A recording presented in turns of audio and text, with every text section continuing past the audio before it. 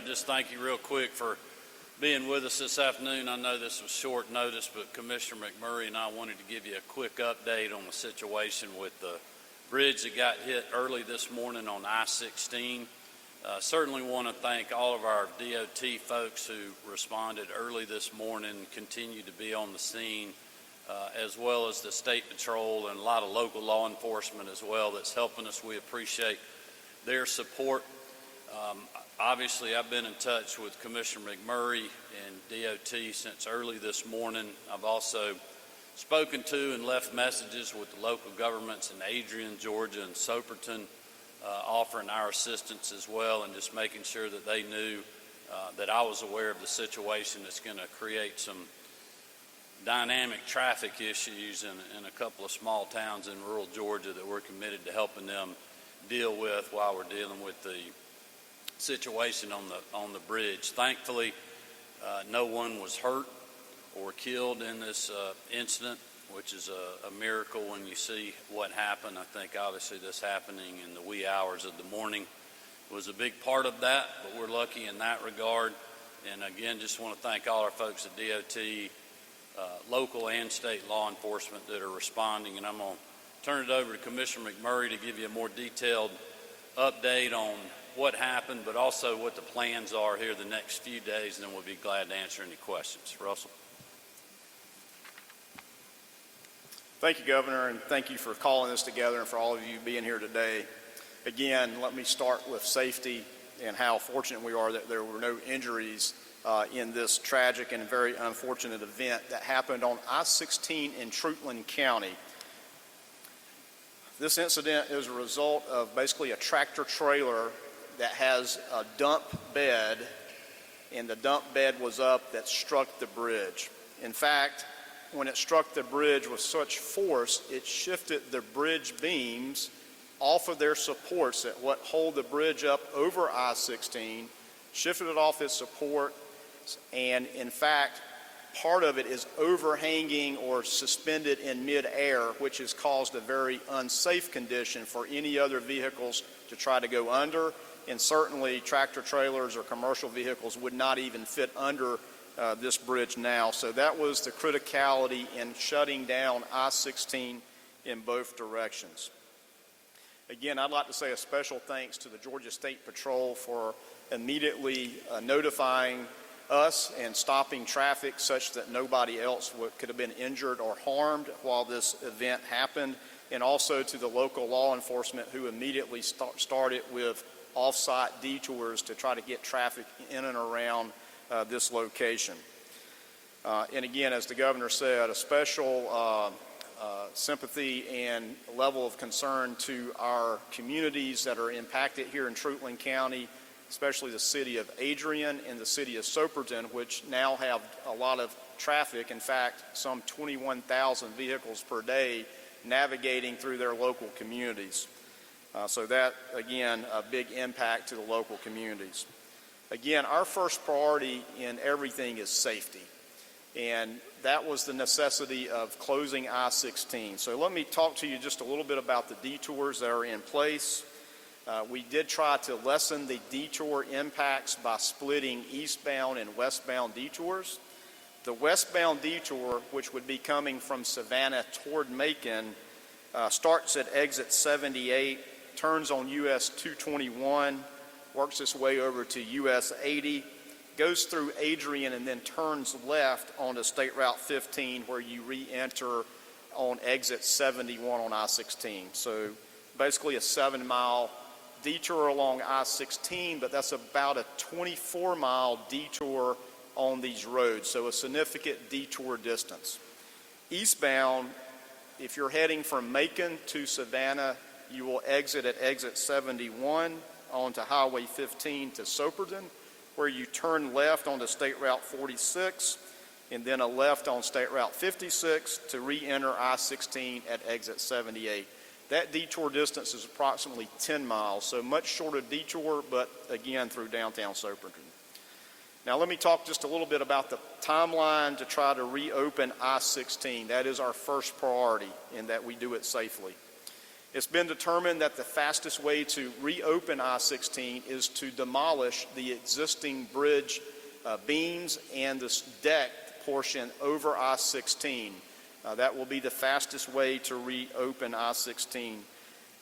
We already have crews out there underway preparing for this demolition, and mobilization of specialized demolition equipment is en route and will begin demolition this evening. This demolition is difficult and tricky. It sounds like it would be easy to tear down a bridge, but this is a unique bridge design where there is one beam that spans both east and westbound of I-16, and that's why the whole bridge shifted when it was struck by this truck with its bed up. That's why it shifted off of its supports, because it's one beam. That beam has stresses and pressures in it that are concerning, and that has to be strategically located how the bridge will be disassembled, if you will, so that nobody gets hurt in the demolition process. We are strategic in how we plan to reopen I-16, but we cannot reopen I-16 until the entire bridge deck is basically on the ground. Our plan is to open one lane westbound, that would be Savannah to Macon, by Sunday morning. Have one lane open flowing westbound Savannah to Macon, and then by Monday have one lane eastbound open on I-16. We expect that the full reopening of I-16 will occur by mid to late next week, obviously weather permitting and lots of factors of complication of demolition. That is our target.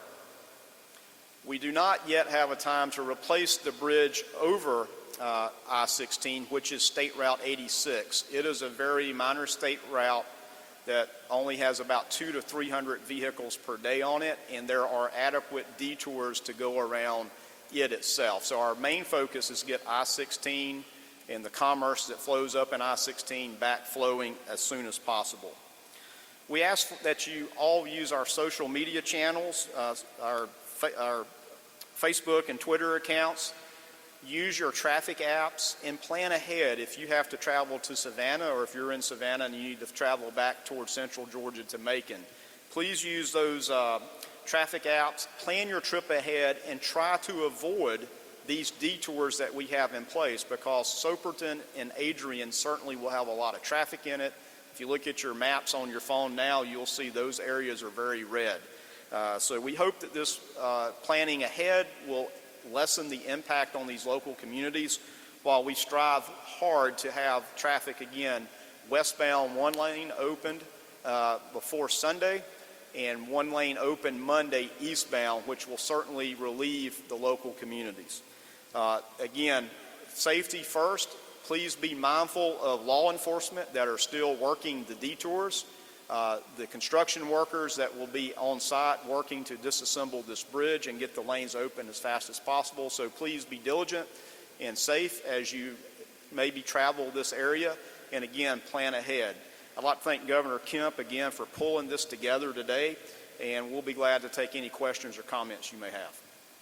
Yes, sir. This may also be a question for the Georgia State Patrol, but are there any fines or tickets or charges or penalties that might be involved here as a result of this accident? Yeah, so we will certainly be cooperating and find out what goes forward as it relates to any penalties or fines to this. We certainly will be looking for the insurability to the state for this as well, which is not uncommon where we do have other vehicles to strike bridges. So we do usually look for the insurability from that point of view. And if I may follow up on what you explained earlier, can you kind of walk us through again your understanding of how this happened in the first place?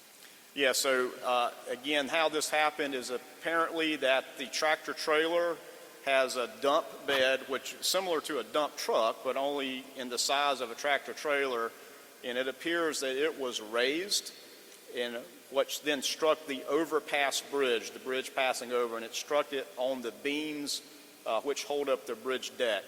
The vertical clearance of our bridge is 17 feet. The vertical top of a tractor trailer is usually 13.6, and the minimum standard for design of a bridge is 16 feet. So we're about a foot above the minimum design, but well above the normal height of a tractor trailer. And Governor, if I may ask you, have you been in touch with the ports? How is this impacting transportation in and out of the ports of Savannah and elsewhere? I have not spoken to them, but Russell updated me this morning, and he has spoken to Griff down at Georgia Ports, obviously letting them know this is going to be really a logistics challenge for a lot of container traffic that's coming out of the port when you have detours that the commissioner just talked about. But we're going to help work with them to manage. That's why law enforcement's going to continue to be on the scene. But also want to just thank DOT and State Patrol for their swift response. It's pretty amazing that this happened at 3 o'clock this morning, and if everything goes right, we'll start tearing the bridge apart tonight, which is incredible. And obviously this is a team that unfortunately is very experienced in having to deal with things like this, if we all remember the I-85 fire and bridge collapse here in the metro area. So I guess that is a priority of the state, is getting the westbound lane open first to accommodate perhaps all of the truck traffic that needs to get out of the ports. Yes, westbound is a priority for a number of reasons. One is the freight flow from the Savannah port into Middle Georgia and Metro Atlanta, but it's also the side that was struck. It's the lowest hanging, if you will, toward the ground, and so strategically for traffic movement, but also for criticality of safety, that's what needs to move first, westbound. All right, thank you, everybody. Thank you.